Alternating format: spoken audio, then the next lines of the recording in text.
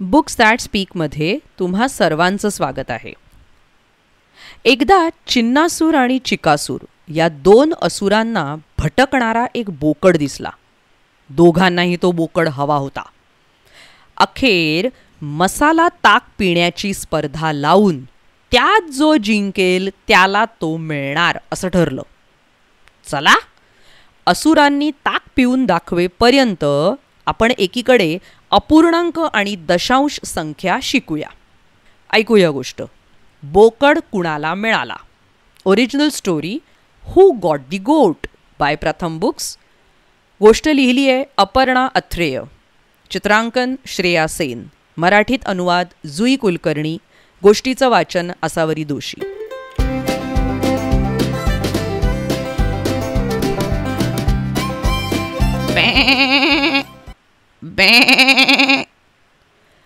सगळीकडे पाण्याचा फवारा उडवत चिकासूर पळत ओरडत सुटला.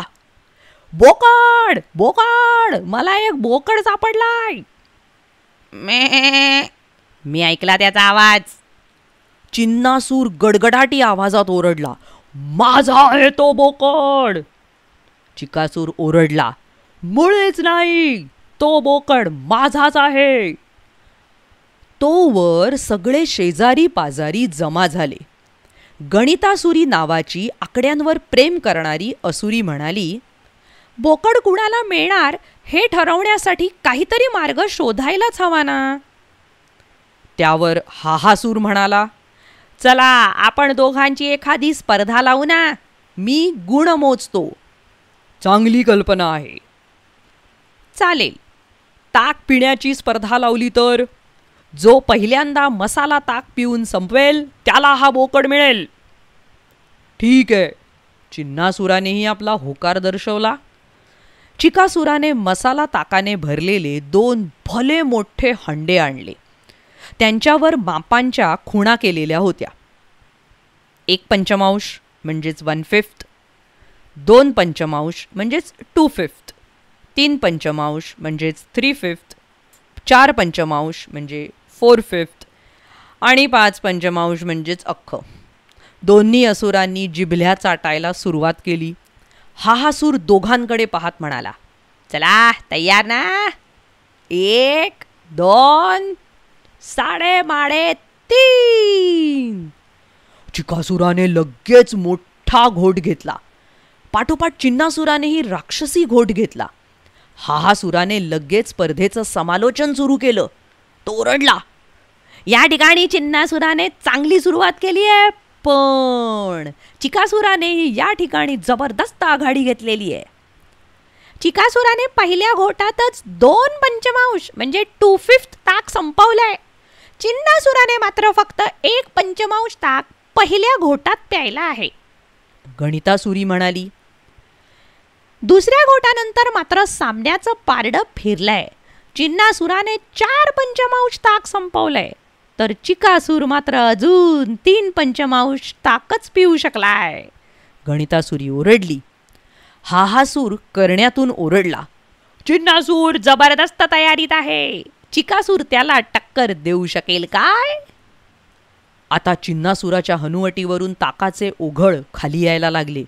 चिकासुराचे सुद्धा गाल सारखे फुगवून फुगवून खूप दुखायला लागले होते.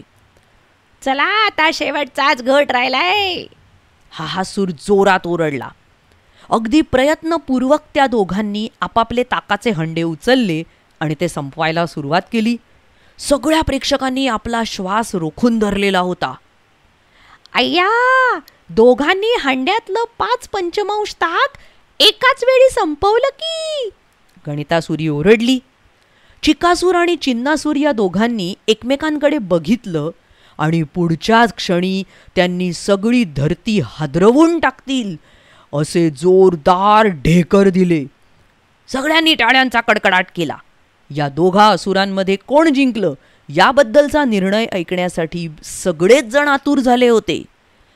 5 पंचमांश म्हणजेच 1 अख्खं. हा डाव तर बरोबरीच सुटला. निर्णय करायला आणखी एक डाव खेळला पाहिजे. चिकासूर म्हणाला. चालेल की, मी तयार आहे. चिन्नासूर म्हणाला. मात्र त्याआधी एक छोटीशी डुलकी काढायला हवी. चिकासूर म्हणाला, हो हो, हे मलाही मान्य आहे. चिन्नासुराने संमती दिली. दोन्ही असुर आनंदाने तिथेच जमिनीवर आडवे झाले आणि क्षणार्धात घोरायला लागले. इकडे हा सगळा प्रकार घडत असताना बोकड मात्र तिथला कोवळा हिरवा चारा फस्त करून कधीच गायब झालेला होता.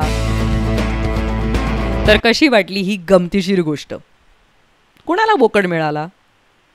मिळाला कोणाला? नाही ना? तर अशाच आणखी मजेदार गोष्टी ऐकण्यासाठी बुक्स दॅट स्पीक या चॅनलला जरूर भेट द्या. यूट्यूबवर आणि वेगवेगळ्या पॉडकास्टिंग चॅनल्सवर. Website www.booksthatspeak.com. भेटूया पुढल्या गोष्टीत. Bye bye. धन्यवाद.